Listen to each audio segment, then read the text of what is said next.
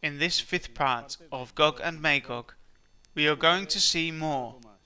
Yes, as you can see, we are moving slowly. We are deepening little by little, and it is going to offer a lot more. What we are going to see today is going to join some pieces.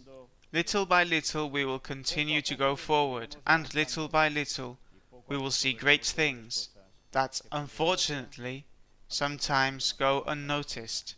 Let's begin.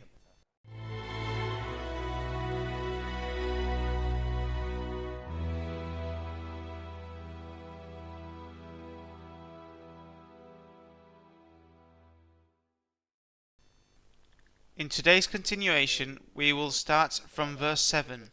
I recommend you that while I'm reading what is extracted from the Adventist Bible Commentary, Volume 4, you can also have the Bible beside you to check what we are reading, what is commented on. This will help you to get more concepts referring to what we are reading. In verse 7 it starts with, Be thou prepared. The prophet seems ironically to encourage Gog to make all his warlike preparations and muster all his forces together to the end, that all the enemies of God may perish together. God himself is to be their guard to control and direct the assault. In verse 8, visited, in Hebrew, pakad, which may here be translated to muster, as in Isaiah 13:4, seen in the Revised Standard Version.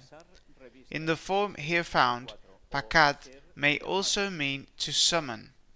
Also in verse 8 it says latter years, to compare in Genesis 49 verse 1, Numbers 24:14, Daniel 10:14, Micah 4:1.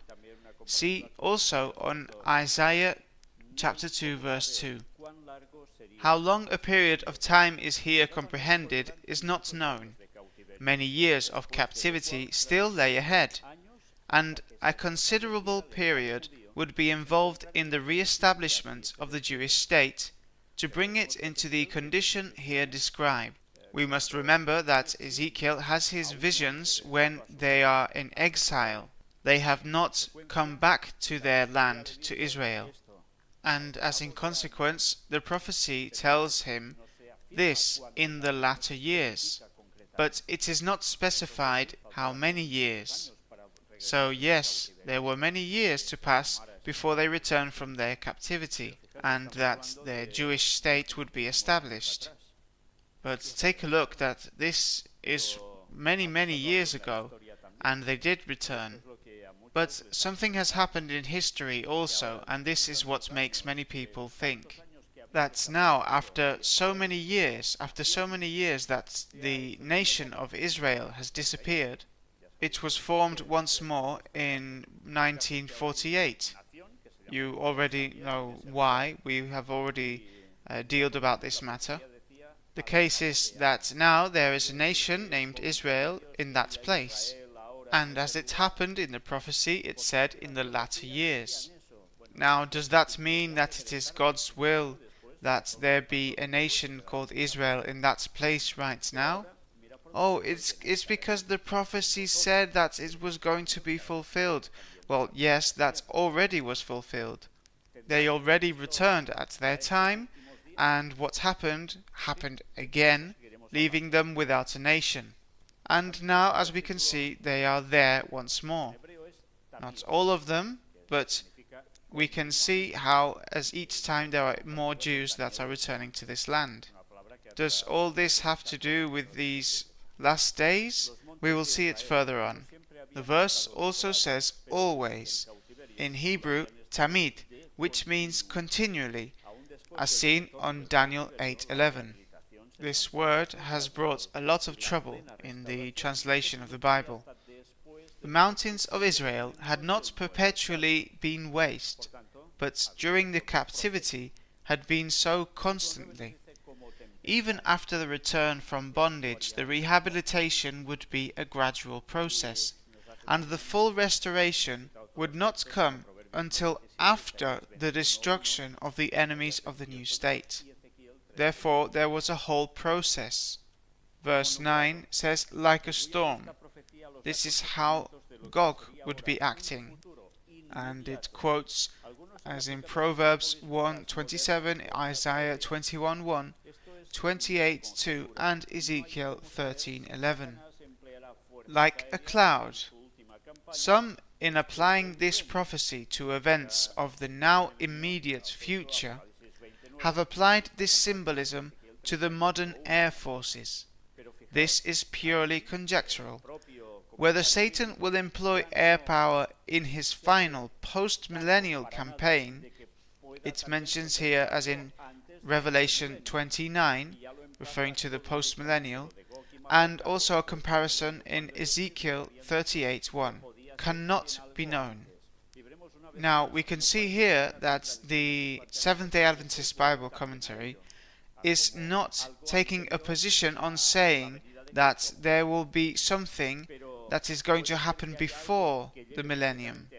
It is saying that these events are all going to happen post-millennial, precisely when they themselves have said earlier that there could be events to happen before the millennium, referring to this prophecy.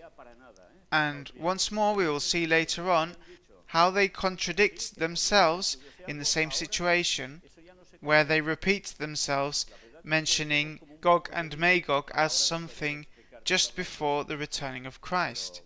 But could there also be something that is just before that coming of Christ, an event that has to do precisely with air forces? Well, nothing referring to this is said here, as we can see. So if at one beginning, in the start, they were saying that yes, there could be something referring to this before the coming of Christ, but now they do not mention anything. Sincerely, we can see a bit of a mess in the way that they are trying to explain this. We will continue seeing more things so that each person can make a judgment with the help of the Holy Spirit, with much prayer. The verse 10 says, think an evil thought, or devise an evil scheme, as seen in the Revised Standard Version. Verses 4 to 16 presents God as the one bringing Gog upon the land of Israel. Here it is observed that God will do this in the sense that he will permit Gog to carry out devices of his evil heart. Verse 11. Unwalled villages. Compare in Zechariah 2, 4, 5. This would lead Gog to expect an easy victory. Once more, let's remember that when the prophecy is given, it is mentioning cities of that time that could be fortified and have walls or not.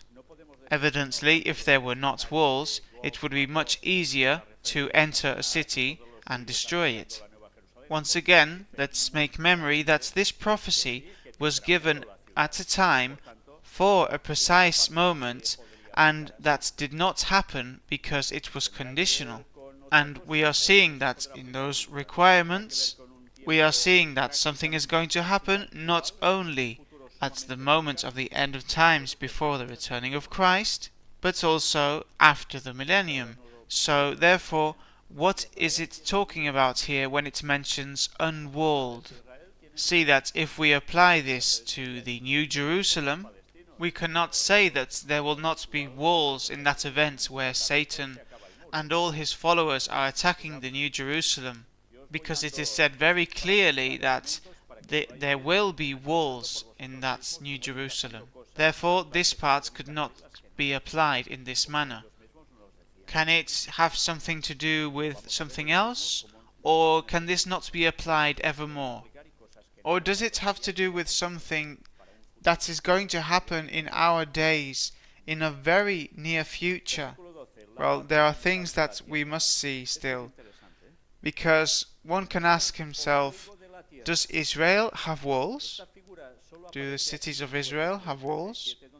Well, yes, we know that there is a certain wall between the Palestinians, but that kind of wall in a war of the actual days is not going to do a great deal, really, because with a small bomb that is going to be destroyed. But anyway, let's continue. I am just giving you things to think about, elements, so that you can just analyze the situation, so you can see which pieces fit together and which don't, as they themselves have mentioned here, and we are going to see it later how they repeat this concept. Things that could be applied in this prophecy and things that couldn't, since the prophecy was conditional. Could it all be applied for the future? No. Verse 12, the midst of the land, and this is quite interesting. Literally, the navel of the earth. The figure is used elsewhere only in Judges 9:37, but there applied presumably to a hill near Shechem, probably from its central location with respect to the Jordan and the Mediterranean. Here Palestine is represented as in the center of the earth, perhaps in the same way as Jerusalem was set in the midst of the nations and countries, as said in Ezekiel 5 verse 5.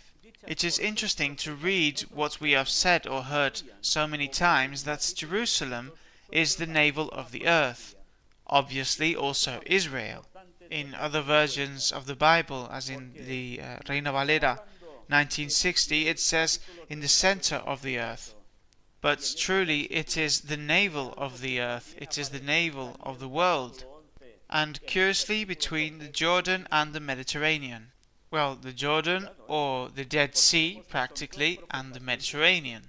Take a look. Does this not take you to another prophet that is contemporary with Ezekiel, precisely also in captivity, and that was talking about a place where something was going to be built between the Dead Sea and the Mediterranean? Do you remember? Daniel chapter 11. Daniel 11, the final verses. Therefore, we can see once more how there are prophecies that are not floating alone in the Bible, but at the same time other prophets are mentioning them in other terms, amplifying or offering different aspects to the same prophecy.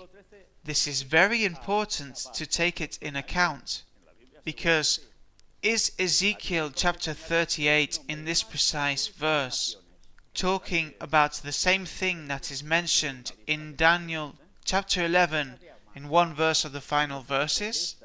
Careful, hey, because we are talking about two different prophets living at the same time, talking about something that has to do with the people of Israel.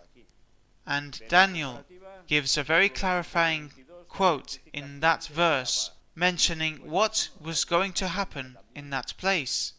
And as you can see, this prophecy of Gog and Magog is also located in this same place. What is it trying to tell us here? Or is this just a mere coincidence, and it has nothing to do one with the other? It's just that, well, yes, they are in the same place and that's it. Anyway, you know that there is a center place, which is the Temple Mount, to others known as the Esplanade of the Mosques. Well, once more, I'm just offering you images so that you can see for yourselves. Now, verse 13 quotes Sheba. Does this ring a bell? It says, the prophet now adds 3 more names to his list of nations. Remember that in the previous conference we were seeing a list of nations. Well, here it adds some more. These 3 are not mentioned as joining with the advancing hosts, but as asking about the spoil that may be taken. Perhaps they hope that some of it would be traded into their hands. This is speculated here. For the identification of Sheba, see on chapter 27, verse 22. It sounds familiar, doesn't it? Something referring to a queen. But it also talks about another population.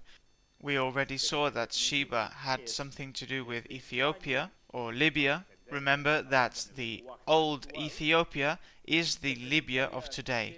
Don't forget this. So it says here that probably these nations don't participate in the war, but simply ask about the spoil that may be taken by that nation that comes down from the north, wreaking havoc. But it also talks about another nation called Dedan. It says, see on chapter 25:13. It doesn't say anything else about this nation. We will amplify on it in its moment and see who they were, where they were, and etc. Now see that it also mentions Tarshish, believed to be the Phoenician colony of Tartessus in Spain.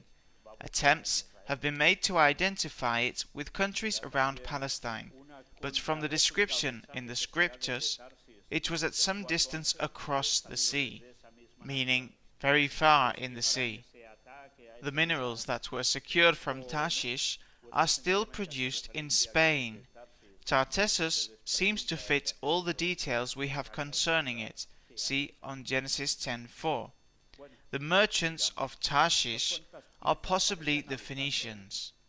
So definitely, so we can understand ourselves in the actual language, this is from Spain. They are asking, what is it that you are looking for there?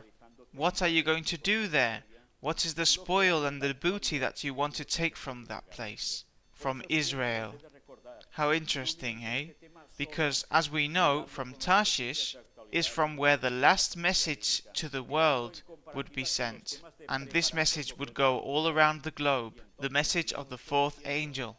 It is quite curious to see from this same place this question is being asked. Could it be that from this same place it is going to be asked to this nation or joint of nations that is going to ask Israel, what are you looking for there? Could it be a rejoinder to the message that is given from Tarshish, of the fourth angel, given from this same place, that will question the attack to that place, or not? Or is it just simply saying from Tarshish to that army that is going there to attack, what are you doing there? Well, see how many pieces there are to analyze. That is why speaking so quickly that what is occurring between Ukraine and Russia is rumors of wars and that's it, is just so hasty. When you can analyze this with the history, text by text, verse by verse, and see what happened, what is happening now, and what may happen in the future. That is why I always say, don't watch this alone. Watch it in conjunction with the news, the actual news in relation to the biblical prophecy. See this also in comparison with the topics referring to the New World Order. And with this, we will see a lot more than what we could see at first sight. Now in verse 16 it says, I shall be sanctified. Verses 14 to 16 largely repeats what has already been said concerning the peaceful security of Israel and of God's permitting the mighty confederacy of Gog to come against his people. In the destruction of Gog, the character of God will stand fully vindicated. So again in the destruction of Satan and of the vast multitude of the wicked at the end of the millennium, God's wisdom, justice, and goodness will stand fully vindicated. From the lips of all creatures, both loyal and rebellious, will be heard these words, Just and true are thy ways, thou King of saints. This text is from Revelation 15, verse 3, and is also mentioned in the Great Controversy, pages 668 and 671. Evidently, this has an application for that moment after the millennium. This is very clear. But does it also have connotations for before that? We have seen that it does. That Ellen White also said this. But at the same time, could it be also slightly earlier?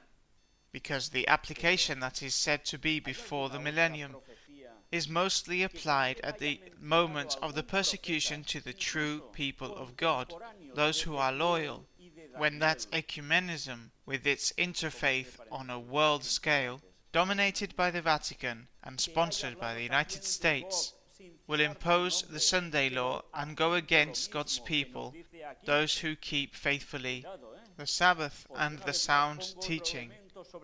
They won't enter in all this area of spiritism with the immortality of the soul and all these things. But what about before this? Is there going to be a conflict that has connotations to what we can see here? This is how we must be looking at this issue. Verse 17, of whom I have spoken. An earlier prophecy mentioning the name Gog is not now extant, nor need we be concerned that any such may have been lost. Viewed in its larger aspects, the battle here described is put the culmination of the age-long struggle between the powers of evil and the people of God. See that the text says, of whom I have spoken, referring to Gog. And the thing is that if you look by name, there is no prophecy referring to Gog before this mentioned in Ezekiel. Gog is mentioned, but not in these terms, or of Gog or of Magog. But is there another prophecy that could have mentioned another prophet that is even contemporary with Ezekiel and Daniel? I would put here in brackets and question mark Jeremiah, that also has spoken referring to Gog without quoting his name, but mentioning the actions that he does. Careful, hey, because once again there is an other element on the table that must be studied, and we will do this. Someone that speaks about the north, attacking also the same area. Did Jeremiah say anything about this? Chapter 6? Well, we'll see. There are so many elements to be adding and analyzing and comparing that once again I must say, those that see this and say that this is just wars and rumors of wars and that's it and leave it there, they must do some research. Let's see what else it says here. Concerning this, there is frequent mention in earlier prophecies. To this, that it is the power of evil against God's people. The earliest information comes from the Garden of Eden, in the curse pronounced upon the serpent. God predicted that there would be a constant warfare between the seed of the woman, the church, and Satan. Ultimate triumph over evil was forecast in the clause, "It, the seed of the woman, shall bruise thy head," as said in Genesis 3:15. By the way, remember that the Catholics paint this image as the Virgin Mary stepping on the serpent's head, as always twisting things. That seed is his people, God's people, not only the Virgin Mary that have Jesus. Well, let's go on. Other references to the controversy and the eventual triumph of right are found in the Psalms and later prophetic books. See in Psalms 2, 110, Isaiah 26, 20, 21, etc.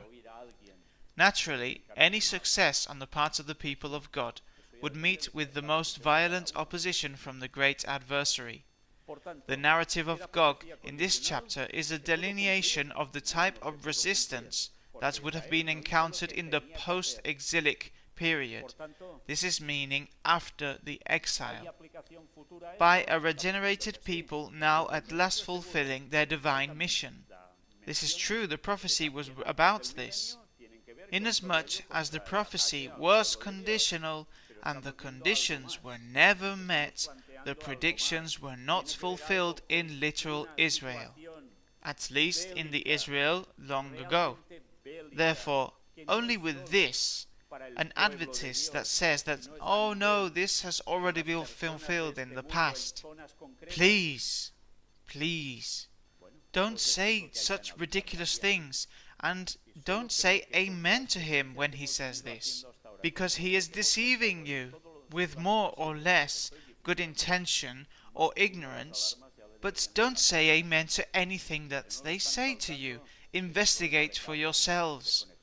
But if someone starts to bring up this topic like this, in this manner, then we are starting completely wrong. How many other things are they going to show you as wrong? Once again, be careful who you listen to, and I am saying this for your salvation, and this is not for our own vainglory or for boasting. This is about the salvation of every one of us, and we cannot play with our salvation because of listening to someone that is going to take us completely to the error. Or yes, but that depends on each person's decision. So, was it a conditional prophecy? Could it be fulfilled? No, it wasn't fulfilled. No, because Israel did not do what it had to do. Therefore, could there be a future application to this prophecy? We are seeing that there could. After the millennium, definitely. And we have seen how Ellen White mentions that in the attack against God's people before the millennium also. But we are seeing something else, and we are considering something else. Does it have a relation with a war situation? A warlike situation that is not only for God's people, but concerning the people of this world in certain areas? Well, this is what must be analyzed as well, eh? And I think that with the previous conferences that have been done till this one, and everything that we've shown in the other series that I mentioned, the alarms of more than one must have gone off. And if his alarms are not going off, then there must be a problem in the cables of connection. Let's continue to see what they say. Nor can all the details be projected into the future so as to have a fulfillment then. Why is this? Only those futures reiterated later by sacred writers can be taken positively to have future application. And it says, as seen in pages 36 to 38, also see on verse 1. Once more, only those futures reiterated later by sacred writers can be taken positively to have future application. But only the later ones? What about the contemporary ones? Contemporary to Ezekiel, I mean, who were also dealing with the same. Neither could it have an application in that time, so could it have one in the future? Now, remember, who writes firstly his prophecy, Ezekiel or Daniel? And I am referring to the prophecy in Daniel 11, the last verses. When Daniel is writing that prophecy, Daniel is already old-aged. Now, let's compare the time between one another. But it is very clear to us, after all we have presented, referring to Daniel 11, the last verses, that all this situation that began in the 9/11 of the 2001 has not stopped, and it will not stop, it will continue. And many things are mentioned there in Daniel. And anyone who thinks of it and compares of it can realize that there is a comparison between this prophecy, as I mentioned earlier, and Daniel 11, the final verses. Therefore, yes, maybe it is not taken into account that the prophets that are contemporary with Ezekiel, like could be Jeremiah or Daniel himself, where it was left so clear what was going to happen in the final days, and certain things of this prophecy of Ezekiel 38 and 39 could have an application, referring to what Daniel was saying in chapter 11 final verses about the end of times just before the coming of Christ, meaning our days. Our days. It makes you think, doesn't it? Let's keep going. And remember, Ellen White said that we must study deeply what? Daniel and Revelation, because they are linked. They go together. But Ellen White also said something. She said we must know what? Daniel, what chapter? 11? Yes, of course, because it is in the book of Daniel. But she also mentioned chapter 12 of Daniel. And now I am mentioning something that we still haven't shown, and that a lot of people has asked us. What is Daniel 12? What is it truly? Is it speaking only about something in the past, or is it something more? Well, at the time, we will talk about this, and I think the time is coming quite soon. Because there is something that we must take into account. We are analyzing now Ezekiel 38 and 39. But Ezekiel finishes talking about prophecies in the chapter 39. Does he end there? Or does he write about something that is united to all of this after chapter 39? I imagine now you are grabbing your Bible to see if you don't remember what Ezekiel writes from chapter 40.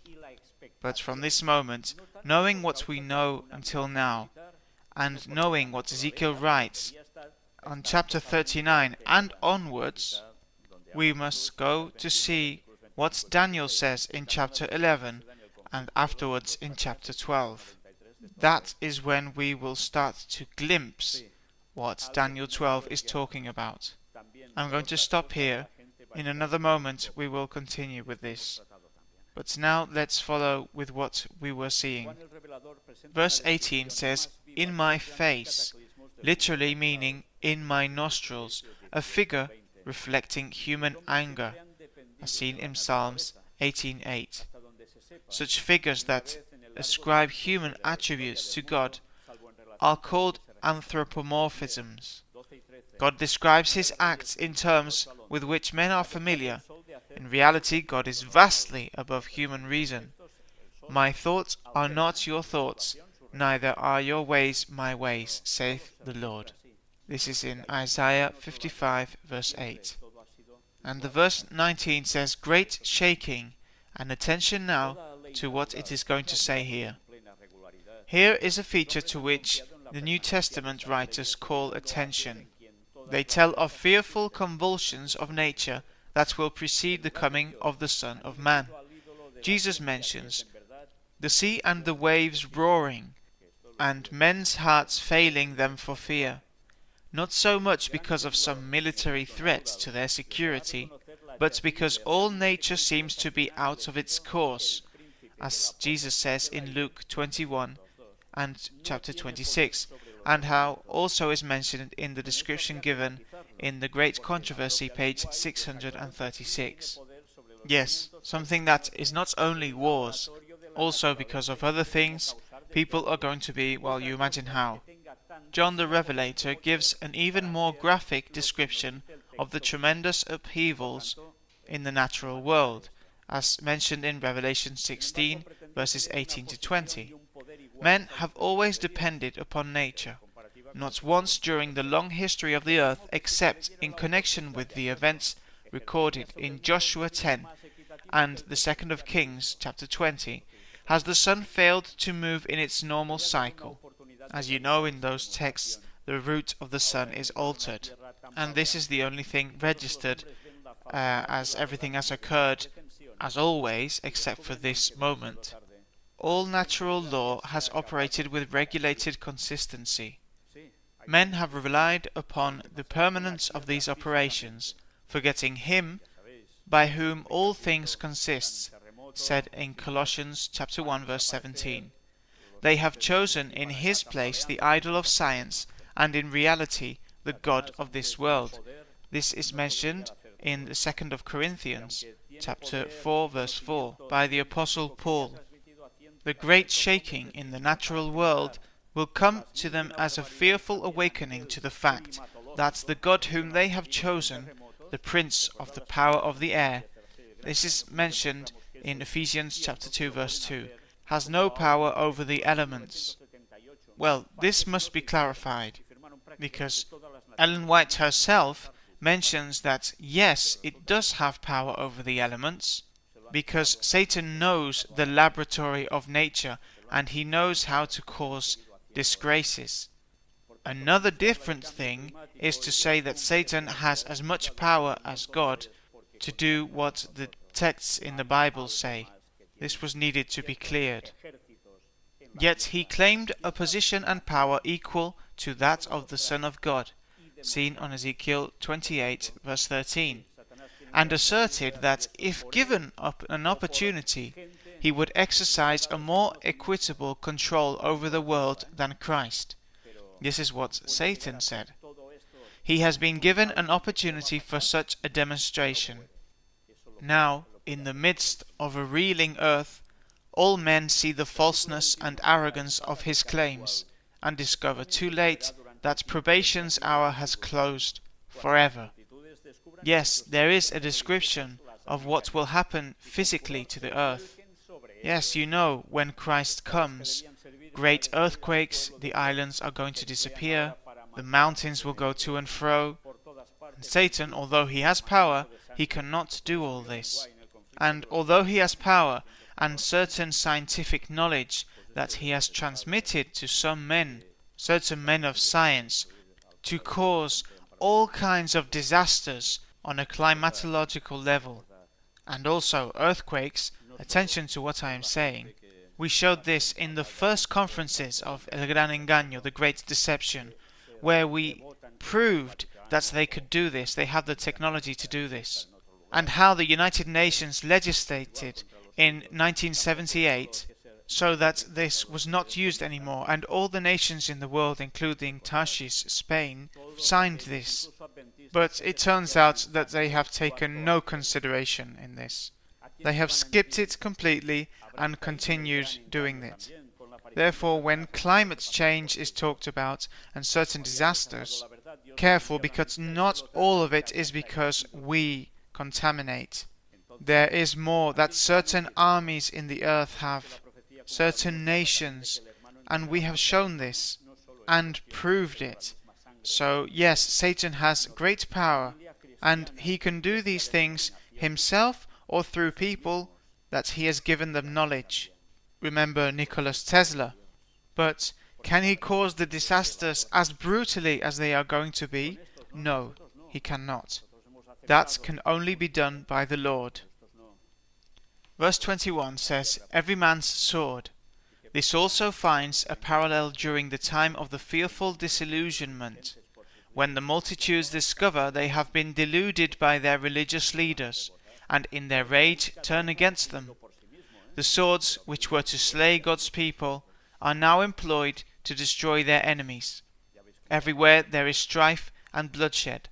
This is described by Ellen White in The Great Controversy, page 656. Well, this thing about the swords which were to slay God's people and will be employed to destroy their enemies, remember, this is not only referring to those people who are angry because they realize that they have been deceived, that suddenly go against the Vatican. Well, the Vatican won't be in its place, it will be in Jerusalem. Neither it is only about those who are going to go against their Protestant leaders. Remember, all of those, including the Adventists, that despised the message of the fourth angel, who are they going to join then if they have fallen to the great deception of Satan coming as if he were Christ? Since they rejected the truth, God sends them a lie so that even the chosen fall. Then who are they going to join? Those are those that the prophecy mentions, that the brother will deliver the brother to death. This is not only referring to family as in blood, this is referring to family in church, in denomination. So those, what will they do as well? They will go against God's people, because they will be the first informers. They will say, those are them. No, we have accepted to be united, but those haven't. Well, here there will be problems.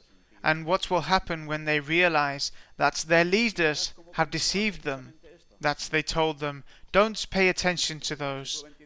Well, they will bounce back. Of course, it has to be said that each person has decided by himself, but there has been an influence coming from the leaders. Once more, you can see how all of this is going to end. And it says more.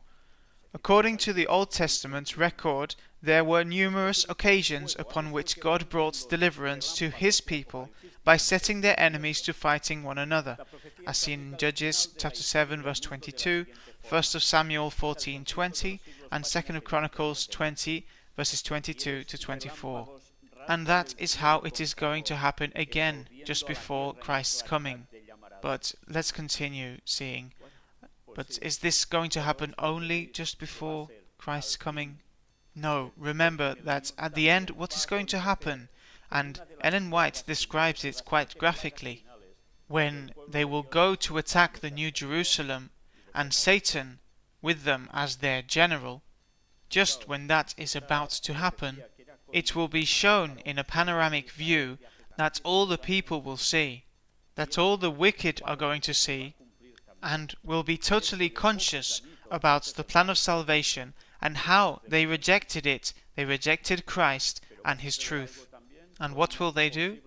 They will bend down their knees, all of them, to God, and they will recognize that God is just and fair by destroying them. And what are they going to do? They are going to rebound and go against Satan and his angels.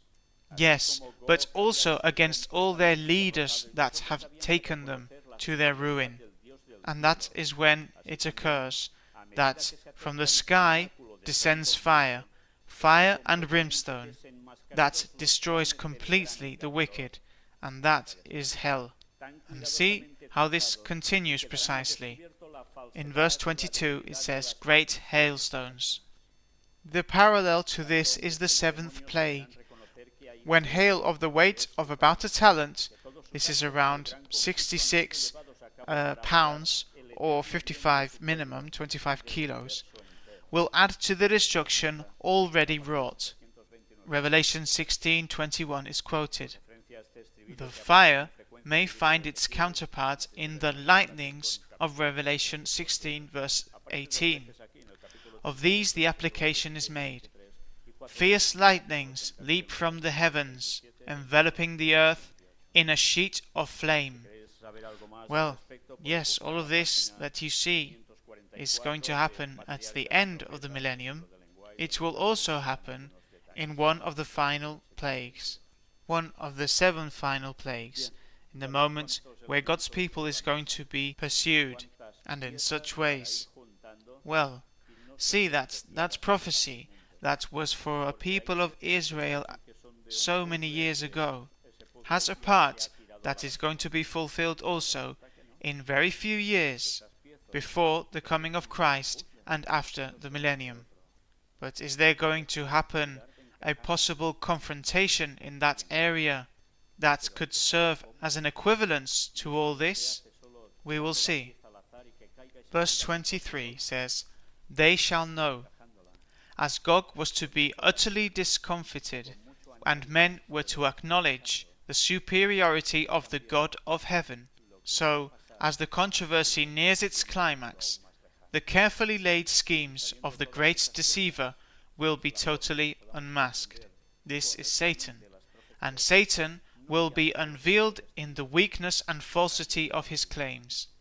Demons and men will be led to acknowledge that there is but one who is supreme, and that all his dealings in the great controversy have been conducted with respect to the eternal good of his people and the universe at large. Again, this is seen in the Great Controversy, page 671. For further comment on this frequently recurring refrain of the book of Ezekiel, see on chapter 6 verse 7. It occurs twice here on chapter 38 verse 16-23 and 4 times in chapter 39 verses 6, 7, 22 and 28. If you want to search for more referring to this, you can look on page 509 of Patriarchs and Prophets, the book of Ellen White, where she gives more details respect to the verse 22. Well, you can see how many elements there are on the table, how many pieces to start joining together, and not reject them so easily, because there are pieces that it seems they are from a puzzle that has already been thrown into the trash, but the result is that they are not, that those pieces are from this same puzzle, they are not from another puzzle, and we must see where they fit in. And they do fit, but we must see how. And that is not done throwing the piece randomly, expecting it to fit on its own. We must fit it in with a lot of prayer, a lot of analysis with what is happening, and knowing also what is going to happen in the future and in a farther on future. And knowing all these things is how we can comprehend correctly all the prophecies, not only those of the New Testament, but also those of the Old Testament. Conditional prophecies, do they stay only as a condition that they are not ever going to be fulfilled? We can see that there are parts that they are sure to be fulfilled, but there have been conditions that by events that have changed things that make that they cannot be fulfilled completely. Once more, is there a conflict nowadays that could have to do with all of this, which is the other part that is not always explained referring to this prophecy, at least in Adventist boundaries? This must make us think, but what is really going to make us think is when we see what the Adventist pioneers were saying about this. What surprises there are going to be for some, and we will see later what they say about what the pioneers were saying, because if they stamp on that as well, then we can pack our bags and go home. These conferences will still go on for a while, but nothing must be left uncovered with God's help, and that is the job we must do. Because attention, we are in those last days, and if these prophecies have something for our days, we must know it now, not here in some years, now, because now is the time. God bless you. Maranatha 2031.